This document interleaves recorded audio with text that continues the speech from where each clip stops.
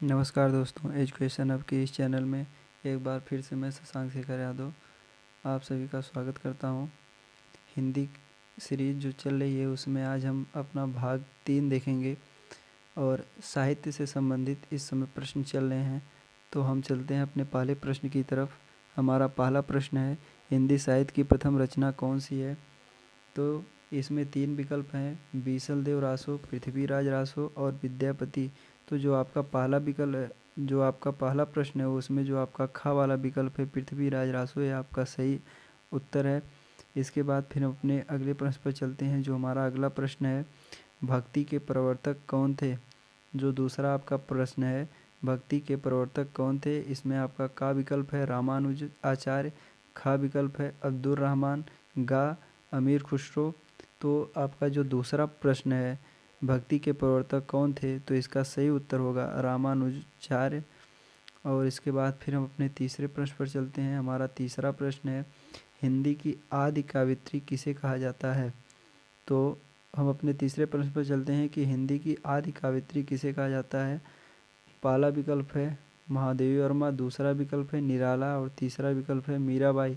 तो जो आपका तीसरा प्रश्न है उसका जो तीसरा विकल्प है मीराबाई, ये सही उत्तर है।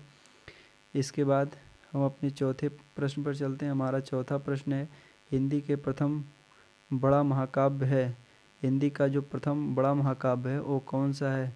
तो हमारा जो चौथा प्रश्न है इसमें भी आपके पास 3 विकल्प हैं, पृथ्वीराज रासो प्रथम महाकाव्य, खा वाला जो है बीसल देव रासो और गा वाला जो है पद्मावत। तो जो आपका चौथा प्रश्न है उसका जो गा वाला उत्तर है पद्मावत, ये आपका सही उत्तर है।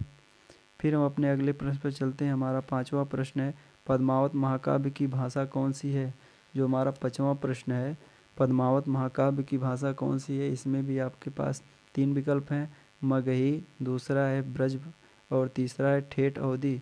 तो जो आपका पांचवा प्रश्न है उसका जो तीसरा उत्तर है ठेठ अवधी, ये आपका सही उत्तर है। उसके बाद फिर हम अपने अगले प्रश्न पर चलते हैं।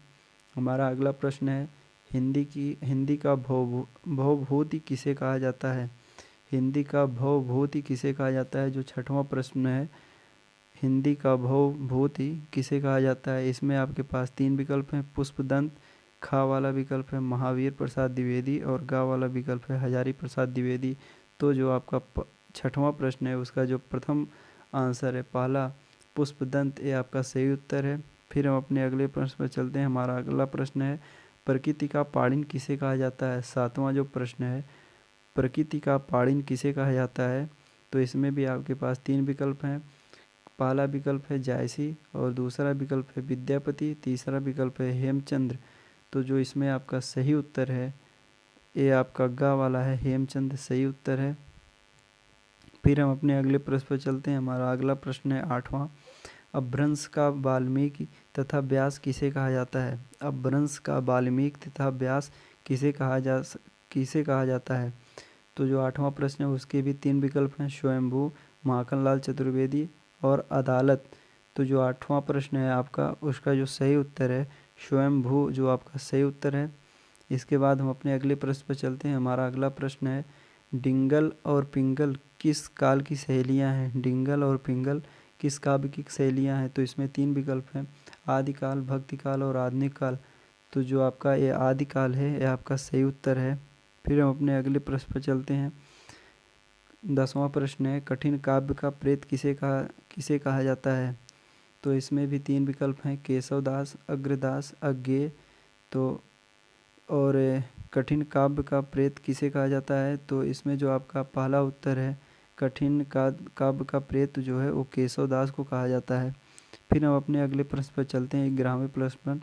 हमारा 11वां प्रश्न है, हिंदी के प्रथम गद्य के ग्रंथ का नाम बताइए। जो 11वां प्रश्न है, हिंदी के प्रथम गद्य के ग्रंथ का नाम बताइए। पहला विकल्प है उक्ति व्यक्ति प्रकरण, खा वाला विकल्प है अष्टायाम और गा वाला विकल्प है अज्ञेय।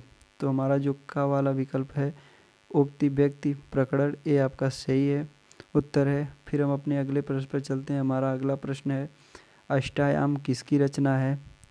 तो जो 12वां प्रश्न है, अष्टायाम किसकी रचना है? इसमें भी आपके पास 3 विकल्प हैं, नाभादास, असाहित और गा वाला रामानुजाचार्य। तो जो आपका 12वां वाला प्रश्न है नाभा दास, ये आपका सही उत्तर है। फिर हम अपने अगले प्रश्न पर चलते हैं। हमारा अगला प्रश्न है हिंदुस्तानी साहित्य का इतिहास पुस्तक किसकी रचना है? हिंदुस्तानी साहित्य का इतिहास पुस्तक किसकी रचना है? पहला विकल्प है अज्ञे, दूसरा विकल्प है जैनेन्द्र और तीसरा विकल्प है ग्रासाजा तासी। तो जो आपका 13वां प्रश्न है उसका जो सही उत्तर है वो ग्रासादा तासी है। इसके बाद फिर हम अपने अगले प्रश्न पर चलते हैं। हमारा अगला प्रश्न है 14 वाला, उत्तर भारत में भक्ति का प्रसार करने का श्रेय किसे प्राप्त होता है? तो जो 14 वाला प्रश्न है उत्तर भारत में भक्ति का प्रसार करने का श्रेय किसे प्राप्त होता है? तो इसमें भी आपके पास 3 विकल्प हैं, रामानुजाचार्य, रामानंद और हजारी प्रसाद द्विवेदी। तो जो 14 वाला प्रश्न है इसका सही उत्तर जो है वो रामानंद है। उसके बाद फिर हम अपने अगले प्रश्न पर चलते हैं। हमारा अगला प्रश्न है पुष्टि मार्ग के संस्थापक कौन थे? जो 15 प्रश्न है पुष्टि मार्ग के संस्थापक कौन थे? तो इसमें भी आपके पास 3 विकल्प हैं, का विकल्प है वल्लभाचार्य, खा विकल्प है माधवाचार्य, गा विकल्प है रामानुजाचार्य। तो आपका जो 15वां प्रश्न है उसका सही विकल्प है वल्लभाचार्य। फिर हम अपने अगले प्रश्न पर चलते हैं। हमारा अगला प्रश्न है अष्टछाप के सर्वश्रेष्ठ भक्त कवि कौन थे? जो 16वां प्रश्न है अष्टछाप के सर्वश्रेष्ठ भक्त कवि कौन थे? तो इसमें भी आपके पास 3 विकल्प है, सूरदास, नंददास, कुंभनदास। तो जो इसका सही विकल्प है होगा वो सूरदास होगा। आप लोग अष्टछाप के 8 कवियों का नाम कमेंट में ज़रूर बताएं। फिर हम अपने अगले प्रश्न पर चलते हैं। 17वां प्रश्न हमारा भक्ति काल के प्रथम सूफी कवि किसे कहा जाता है? 17वां वाला प्रश्न जो है भक्ति काल के प्रथम सूफी कवि किसे कहा जाता है? तो इसका जो गा वाला ऑप्शन है असाइद इस सही उत्तर है। फिर हम अपने अगले प्रश्न पर चलते हैं। 18वें जड़िया कवि किसे कहा जाता है? 18वां प्रश्न है जो जड़िया कवि किसे कहा जाता है? तो इसमें भी आपके पास 3 विकल्प हैं, अग्रदास, ईश्वरदास और नंददास। तो आपका जो 18वां प्रश्न है इसका जो सही उत्तर है वो आपका गा वाला उत्तर है, नंददास। फिर हम अपने अगले प्रश्न पर चलते हैं। 19वां प्रश्न हमारा है शेरशाह सूरी के दरबारी कवि कौन थे? जो 19वां प्रश्न है शेरशाह सूरी के दरबारी कवि कौन थे? तो इसका सही उत्तर जो होगा वो जायसी होगा। फिर हम अपने अगले प्रश्न पर चलते हैं। 20वां प्रश्न अष्टछाप की स्थापना किसने की? जो हमारा 20वां प्रश्न है अष्टछाप की स्थापना किसने की? अष्टछाप की स्थापना विट्ठल नाथ के द्वारा 1565 में की गई थी। फिर हम अपने अगले प्रश्न पर चलते हैं। हमारा अगला प्रश्न है निम्न में से किस काव्य के रचयिता नरपति नाल थे? तो 21वां वाला प्रश्न हमारा है निम्न में से किस काव्य के रचयिता नरपति नाल थे? तो हमारा इसमें भी 3 विकल्प हैं, खुमाड़ रासो, बीसल देव रासो, परमाल रासो। तो जो हमारा सही उत्तर है 21वें का वो है बीसल देव रासो, सही उत्तर है।